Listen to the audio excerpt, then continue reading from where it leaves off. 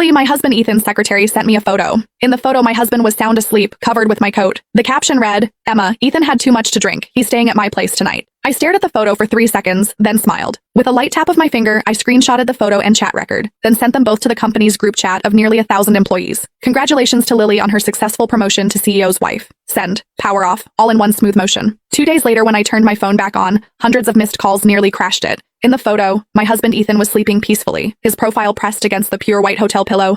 I stared at that coat. That morning before leaving, I'd personally helped Ethan put it on. I smiled. I didn't reply, just took a screenshot, then sent it to the company's 1,000-person work group. Congratulations to Lily on her successful promotion to CEO's wife. Then I turned off my phone. The world went quiet. Outside the floor-to-ceiling windows of the living room, the city lights merged into a silent ocean. I walked to the wine cabinet and poured myself a glass of whiskey. Today was our 5th wedding anniversary. On the table sat the custom cake I'd picked up that afternoon. Ethan had called in the afternoon, saying he had an important business dinner he couldn't skip. He said he'd make it up to me when he got back later, so this was his idea of important business. This was how he planned to make it up to me. I carried my glass and walked over to the cake. The black swan held its head high, graceful and proud. I reached out a finger and gave it a gentle push. The swan toppled over, falling into the soft cream, its neck broken. What a shame. I drained my glass in one gulp, the burning liquid searing my throat. Perfect. This relationship that had lasted 8 years, from campus to wedding dress, from nothing to company IPO. It was time to end it. I walked into the dressing room and pulled out the largest suitcase. Started packing. Mine, I'd take everything. His, I'd leave nothing, including those matching couple outfits we'd bought together, the expensive jewelry he'd given me, all those mementos symbolizing every bit of our past. One by one, I took them out and threw them into the trash bags beside me, like I was doing a complete decluttering. Throughout this process, my heart remained completely calm.